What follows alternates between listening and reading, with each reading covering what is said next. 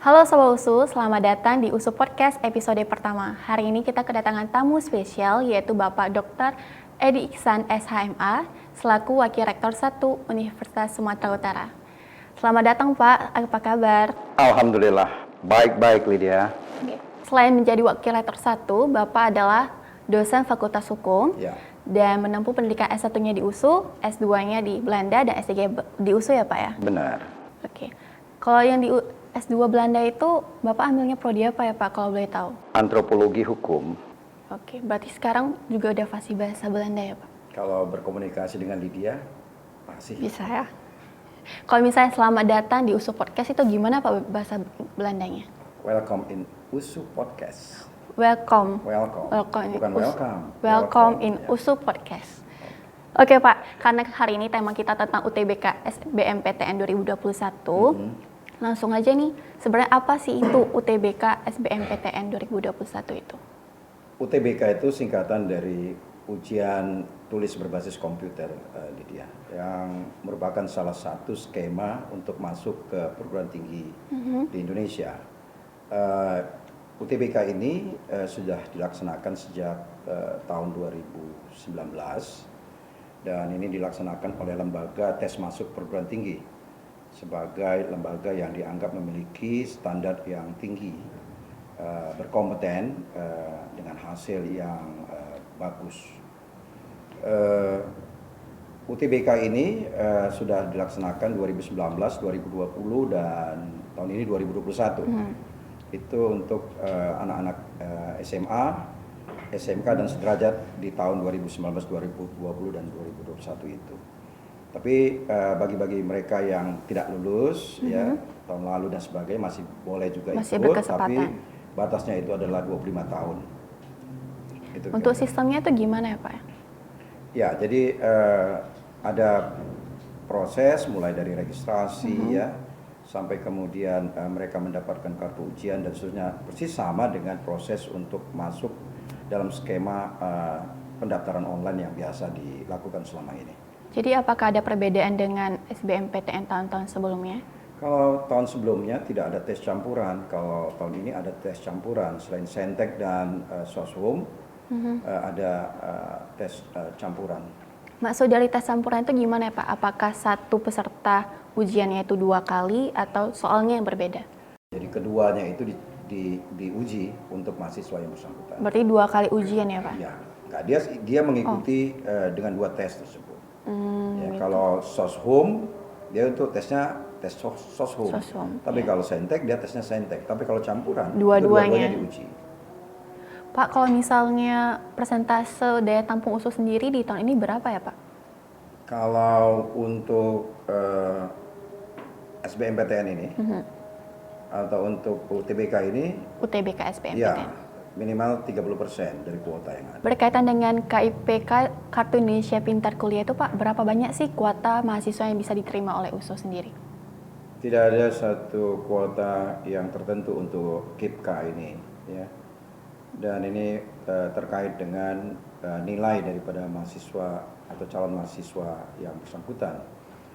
Dan untuk diketahui bahwa KIPK ini ditujukan untuk mahasiswa-mahasiswa atau calon mahasiswa yang kurang mampu, ya.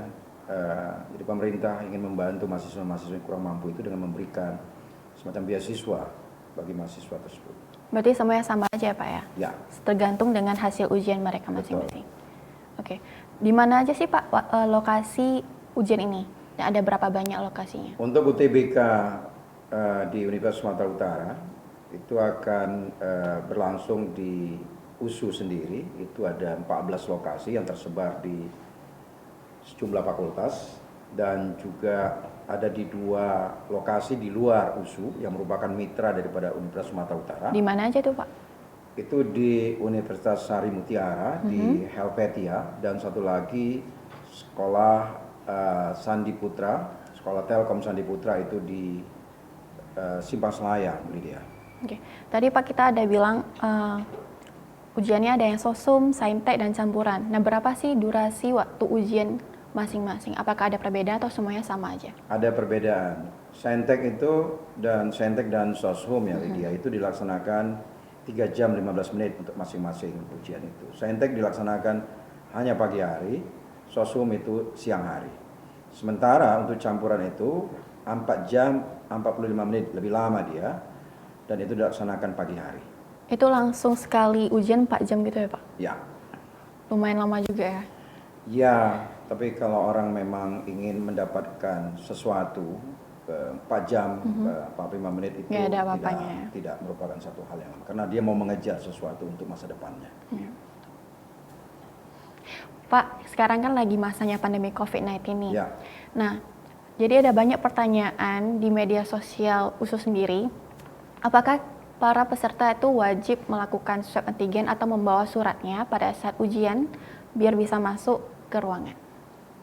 Saya ingin menekankan kepada semua calon mahasiswa yang mengikuti UTBK di Universitas Sumatera Utara, tidak ada kewajiban untuk membawa hasil tes rapid atau swab atau antigen, ya, tidak ada sama sekali. Tapi bagi calon mahasiswa itu memang harus menerapkan, dan kita akan menerapkan protokol kesehatan yang ketat ya.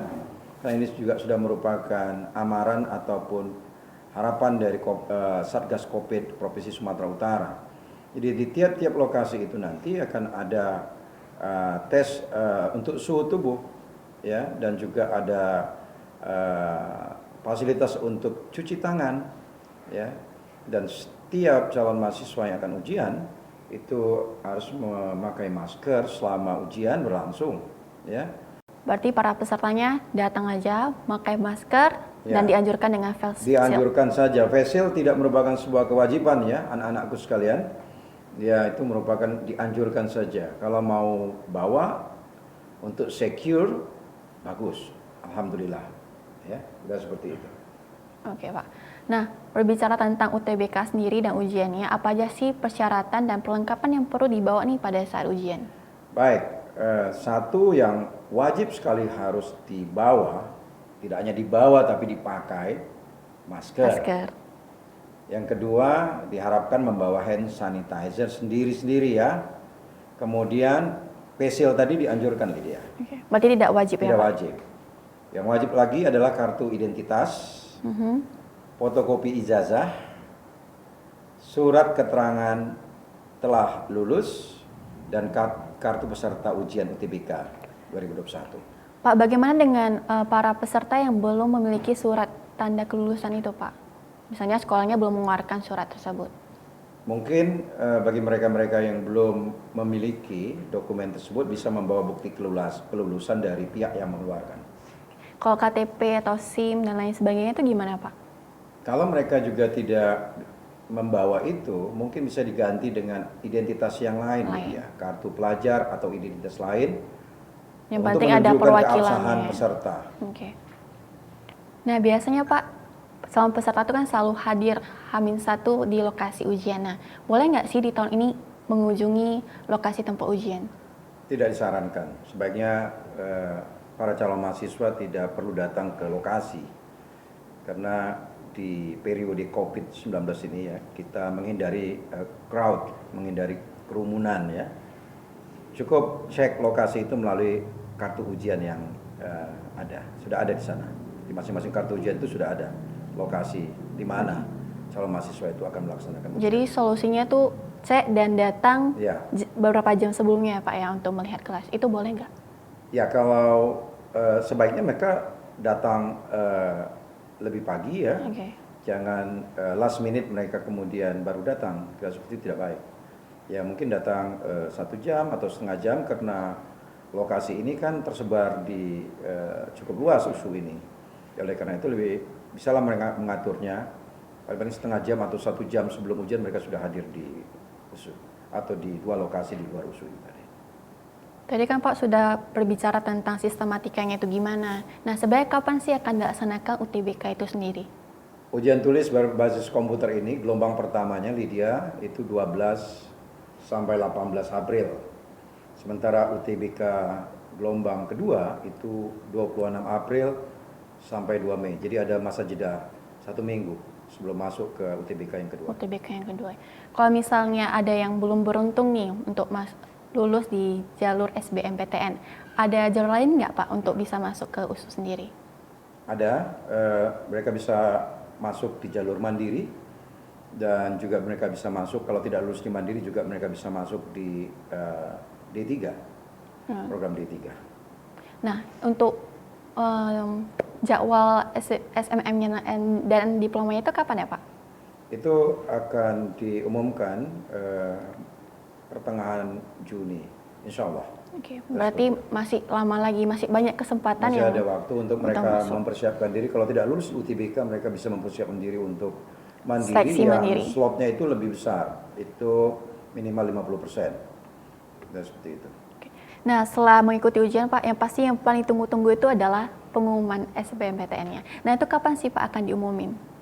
Berdasarkan informasi resmi dari panitia pusat, itu pengumuman UTBK 2021 akan dikeluarkan pada tanggal 14 Juni 2021. Mulai laman website ya Pak, website USU? Ya, itu akan diumumkan seperti biasa melalui website resmi USU ya, dan juga di LTMPT. Oke Pak, terakhir apa pesan-pesan untuk peserta ujian SBMPTN tahun 2021? Yang utama, menurut Bapak, setelah kalian semua belajar dengan sungguh-sungguh, berdoa menurut agama dan kepercayaan masing-masing.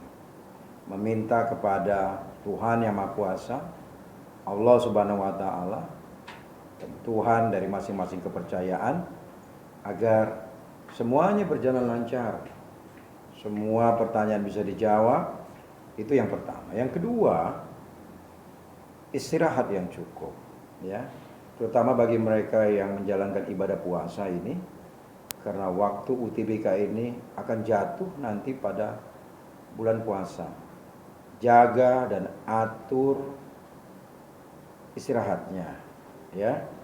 Yang ketiga itu pulang jangan berkumpul. Kalau pulang habis ujian nanti jangan berkumpul.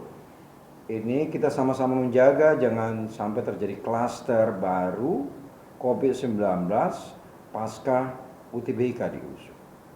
Ya, sama-sama kita menjaga, pulang saja, jangan lagi berkerumun, terutama di USU, langsung ke rumah masing-masing. Bapak kira itulah beberapa nasihat dari Bapak, dan pasrahkan semua. Setelah berusaha, maka biarkan tangan Tuhan yang bekerja untuk itu. Itu Lydia. Masalah kita berusaha, setelah itu kita berserah kepada Tuhan Yang Maha Esa. Where there is a will, there is a way. Di mana ada keinginan, di situ ada jalan. Ada jalan. Oke. Terima kasih Pak atas waktunya hari ini udah berkenan hadir. Sama-sama Lydia. Di episode perdana kita hari ini di USU Podcast. Nah, untuk teman-teman yang menunggu hasilnya, pantengin terus laman kita di laman usu.ac.id. Dan di Instagram juga ada di official.usu, dan sekarang kita ada TikTok. Langsung cari aja tuh namanya official USU. Nah, semua informasi akan disampaikan di sana, di semua media sosial juga ada. Nah, teman-teman bisa cari aja di Instagram, TikTok, YouTube, dan website USU. Oke. Sekian Pak hari ini, terima kasih Pak atas kedatangannya hari Lydia. ini. Sama-sama. Terima kasih juga Lydia dan semua. Assalamualaikum warahmatullahi wabarakatuh. Sampai jumpa di episode berikutnya. Bye-bye.